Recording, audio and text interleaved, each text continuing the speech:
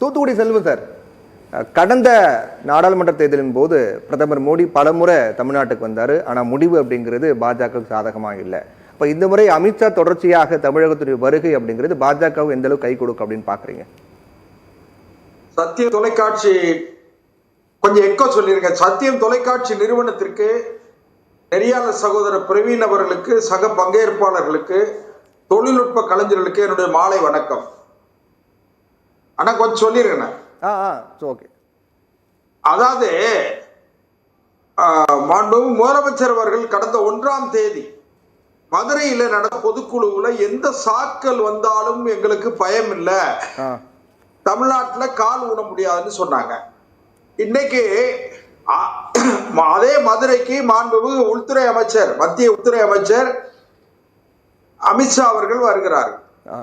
திமுகவுக்கு என்னன்னு கேட்டா ஒரு நடுக்கம் வந்திருக்கு. ஏன்னு கேட்டா இப்போ நிறைய விஷயங்கள் பெண்டிங் இருக்கு. என்ன கேட்டீங்கன்னா, ஒண்ணு மாண்புமிகு உள்துறை அமைச்சர் அமித்ஷா அவர்கள் மதுரைக்கு வருவது கட்சியினுடைய, பாரதிய ஜனதா கட்சியினுடைய தொண்டர்களை தேர்தலுக்கு தயார்படுத்துவதற்கு, தேர்தல் அந்த குருட்சேத்திர யுத்த களத்திற்கு நீங்கள் தயாராக வேண்டும் என்று ஒரு ஆலோசனை வழங்குவதற்காக வருகிறார்கள். அதே நேரத்தில் முதலமைச்சருடைய சவாலை எதிர்கொள்வதற்கு பாரதிய ஜனதாவை தயார்படுத்துவது. கேட்டா ஒரு உதாரணத்துக்கு ஒன்று சொல்றேன். 2011ஆம் ஆண்டு, என்னுடைய நினைவு சரியா இருந்தா 2011ஆம் ஆண்டு காலத்துல மதுரையில வந்து திமுகவில் ஆதிக்கம் செலுத்திய மரியாதைக்குரிய மு.க. அழகிரி அவர்கள் சவால் விட்டு பேசுறாருப்பா, எங்கேயாவது எல்லா இடத்திலும் நீங்க கூட்டம் நடத்துறீங்க, மதுரைக்கு வாங்க பாப்போம்னு சொன்னார். அப்போ மாண்புமிகு அன்றைய முதலமைச்சராக இருந்த அன்றைய எதிர்கட்சி தலைவர் மரியாதைக்குரிய புரட்சி தலைவி அம்மா அவர்கள் வந்து மதுரையிலேயே வந்து பெரிய கூட்டம் போட்டு சவால் விட்டாங்க. அந்த சவாலுக்கு பதில் சவால், எங்கே மு.க. அழகிரி, எங்கே இன்னும் நிழல் முதலமைச்சர் அப்படிலாம் சவால் விட்டாங்க. அதனால அது ஒண்ணு. ரெண்டாவது, மதுரையில ஒரு திமுகவுக்கு ஒரே ஒரு நண்பர் மதிவாணனுக்கு ஒரே ஒரு செய்தியை நினைவுபடுத்துறேன்.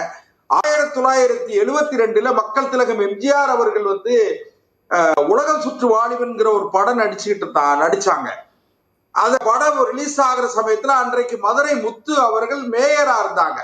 மதுரை முத்துன்னு சொன்ன மதுரை முத்து கலைஞருக்கு மிக நெருக்கமாக இருந்தவர். பிற்காலத்துல அவர் அதிமுகவுக்கு வந்தாரு. ஆனால் அந்த மதுரை முத்து ஒரு சவால் விட்டாரு, தமிழ்நாட்டுல எங்க வேணாலும் உலக சுற்று வாலிபன் ரிலீஸ் ஆகும், ஓடலாம், ஆனா மதுரையில ஓடுனா நான் சேலை கட்டிக்கிடுவேன்னு சொன்னாரு. ஆனா மதுரையில அங்க மீனாட்சி திரையரங்கம் என்கிற ஒரு திரையரங்கத்துல 272 நாள் 280 நாட்கள் அந்த திரைப்படம் மிக பெரிய அளவுல ஓடிச்சு. அதுக்கு பிறகு மதுரை முத்துவுக்கே வந்து சேலை எல்லாம் பார்சல் அனுப்புனாங்க. அது ஒரு வரலாறு. ஏன்னு கேட்டீங்கன்னா, நான் எதுக்காக இதை சொல்ல வரேன்னு கேட்டா, கே சா 1976 ஜனவரி 29ஆம் தேதி சென்னை வள்ளுவர் கோட்டத்தில் நடந்த ஒரு விழாவில் கலைஞர் ஆகா ஓகோன்னு பேசினாரு அன்றைய கவர்னர். காங்கிரஸ் கட்சி ஆட்சி காலத்தில் நடந்த சம்பவம் அன்றைய கவர்னர். ஆனால் மறுநாள் வந்து அதே கே சாதா கலைஞருடைய ஆட்சியை கலைப்பதற்கு கையெழுத்திட்டார், சிபாரிசு செய்தார். இதெல்லாம் வச்சுக்கிடுங்க. இவங்களுக்கு என்ன கேட்டீங்கன்னா, மிகப்பெரிய நடுக்கம் திமுகவிற்கு என்று நான் சொல்வதற்கு காரணம், இன்னும் நிறைய கேள்விகள் தொக்கி நிற்கிறது, மக்கள் மத்தியில நிறைய சந்தேகங்கள் இருக்கிறது. இப்போ யார் அந்த சார் ஒண்ணு, யார் அந்த தம்பி, யார் அந்த தம்பி ரத்தீஷ், யார் அந்த ஆகாஷ் பாஸ்கரன், இதெல்லாம் யார் அந்த விக்ரம் ஜூஜு, இதெல்லாம் நிக்குது. இதெல்லாம் வந்து என்ன நினைக்காங்கன்னு கேட்டீங்கன்னா, உள்துறை அமைச்சர், மத்திய உள்துறை அமைச்சர் வந்து 2ஆம் வல்லபாய் பட்டேல் என்று அழைக்கக்கூடிய அளவிற்கு இந்தியாவுடைய இரும்பு மனிதராக இன்றைக்கு பார்க்கப்படுகிறார். ஏன்னு கேட்டா, பகல்காம் தாக்குதல் நடந்த பொழுது இவர் அந்த இடத்துக்கே போனார். சம்பவம் நடந்த அந்த 26 பேர் சுட்டுக் கொல்லப்பட்ட அந்த இடத்துக்கு உடனடியாக போன முதல் ஆள் யாருன்னு கேட்டீங்கன்னா மாண்புமிகு உள்துறை அமைச்சர். அதனால அந்த அளவிற்கு துணிச்சலாகவும் செயல்திறனோடும் நடக்கிற உள்துறை அமைச்சர் தமிழ்நாட்டுக்கு வாராரு சொன்னா திமுகவிற்கு பயம் ஏற்படுகிறது. நான் என்ன நினைக்கிறேன்னு கேட்டா, they are counting their days. யாரு? திமுக அவர்களுடைய நாட்களை எண்ணிக்கொண்டிருக்கிறார்கள். மக்கள் வந்து இவங்க நினைக்கிற மாதிரி நண்பர் மதிவாணன் அப்படியே போற போக்குல அப்படியே அத்தனை பெர்சன்டேஜ் இத்தனை பெர்சன்டேஜ் எல்லாம் சொன்னாரு. இதெல்லாம் வந்து காலம் முடிஞ்சு போச்சு சார். 2006 இருந்து 2011 வரை திமுக ஆட்சி அதிகாரத்துல இருந்துச்சு. ஆனால் 2011ஆம் ஆண்டு நடந்த தேர்தலில் திமுக வெறும் 22 இடம், எதிர்கட்சி கூட கிடையாது. ஆனா நான் குறுக்கிட கூட இருந்தேன். நீங்க இப்போ 2021 24 நீங்க ஒப்பிட்டு பேச முடியாதுன்னா நீங்க எதுங்க உலக சுற்று வாலிபனுக்கும் கே ஷாவுக்கும் போறீங்க? 2021 24 போன தேர்தலில் ஆண்டு நடந்த ஒரு பேசவே அவர் கேட்க தயாரா இல்லைன்னா நீங்க எது உலக சுற்று வாலிபனுக்கு போறீங்க? மதிவான உங்க நேரத்துல அனுமதிக்காதீங்க. அதாவது அவர் கேட்ட கேள்வி சரிதானே சார்? சார் அவர் கேட்ட கேள்வி சரிதானே? என்ன கேள்வி? கடந்த தேர்தல் இந்த தேர்தல் ஒப்பிட முடியாது அப்படின்னா நீங்க பழைய கதை பேசிட்டு இருக்கீங்களா, அதை ஒப்பிட முடியும்னு கேக்குறாரு. 2011க்கு 2024க்கு என்ன சார் பெரிய தூரம் இருக்கு? 2021 21 24 26 சார் தொடர்ந்து நீங்க தோல்வியா சந்திச்சுக்கிட்டு இருக்கிற 14 வெற்றி கேளுங்க சார். நாங்க மத்தியில 14 வெற்றி ஆட்சி அதிகாரத்துல இருக்கோம். பிஜேபி ஆட்சியில இருக்கு. நீங்க என்ன பண்ண போறீங்க? நீங்க இந்தியா கூட்டணி, அந்த கூட்டணி, இந்த கூட்டணின்னு ஒட்டு கூட்டணி தமிழ்நாட்டுக்குள்ள வானா நீ எங்க தமிழ்நாடு பேச ஆரம்பிச்சீங்கன்னா நான் மணிப்பூருக்கு போவேன், குஜராத்துக்கு போவேன், காஷ்மீருக்கு போவேன். ப்ளீஸ் நான் கள்ளக்குறிச்சிக்கு வரேன். வாங்க வாங்க பேசுங்க வாங்க. நான் கள்ளக்குறிச்சிக்கு நீங்க பேசுங்க. நானும் தயாரா யூனிவர்சிட்டிக்கு வரேன். அண்ணா யூனிவர்சிட்டிக்கு வரேன். தெய்வ செயல் ஒரு ஆளை வந்து நீங்க பிடிக்காம அத பேசுவோமா பேசுங்க. நாம ரெண்டு பேரும் நீ சப்ஜெக்ட் தலைப்புக்கு வாங்க.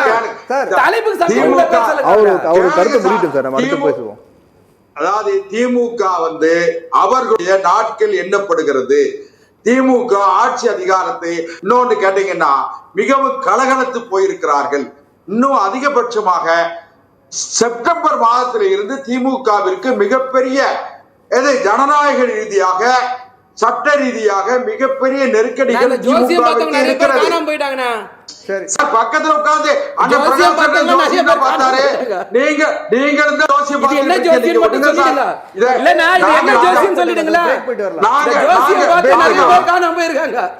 நாங்க 50 வருஷமா உங்களை மாதிரி ஆட்கள்லாம் வந்து வீராவசமா பேசுறவங்க எல்லாம் மிசாலப்பட்ட பாடு துண்ட காண துணிய காண 1000 பேர் வருவாங்க போவாங்க. ஒரு இயக்கம் நிக்குதுல 75 வருஷமா இந்த இயக்கம் இருக்குல்ல, இந்த கொள்கை இருக்குல்ல, ஆட்சி இருக்குல்ல. பிரேக் போடலாம் சார். ஒரே நிமிஷம். நீங்க பேசுனீங்கன்னா நானும் பேசுனா சரி வராது. ஏன் நேரத்தை நீங்க குறிக்கிட கூடாது. சரி கருத்து முடிங்க. அதாவது பாரதிய ஜனதா கட்சி தன்னுடைய கட்சியை வளர்ப்பதற்கு கட்சியினுடைய தொண்டர்களை சந்திக்க எங்கள் கட்சியினுடைய மூத்த தலைவர் வருகிறார். அதனால பாரதிய ஜனதா கட்சி எழுச்சி பெறுகிறது. 8ஆம் தேதி நிர்வாகிகளை சந்திக்காங்க. 22ஆம் தேதி முருக பக்தர்கள் மாநாடு. அந்த மாநாட்டிற்கு அனுமதி கொடுக்கல. இன்றைக்கு உயர்நீதிமன்றம் கேள்விகளை கேட்டிருக்கிறது. என்ன எங்க ஜனநாயகம் தமிழ்நாட்டில் இருக்கான்னு சொல்லி உயர்நீதிமன்ற கேள்வி கேட்கு. இதை வெக்கமா இல்ல? இதெல்லாம் அவமானமா இல்லையா? உச்ச நீதிமன்றம் பல வழக்குகளை உங்களை தலைமறையா கொட்டிருக்கு. உச்ச நீதிமன்றம், மணிப்பூர் உயர் நீதிமன்றம். நீங்க தயவு செஞ்சு மறந்து பேசாதீங்க. குஜராத் கோர்ட் நீங்க சம்பந்தம் இல்லாம பத்திர கூடாது. இன்னைக்கு உச்ச நீதிமன்றம் மறந்து பேசாதீங்க. நீங்க எல்லாம் பதிலே இருக்க கூடாது. ஒரு நிமிஷம்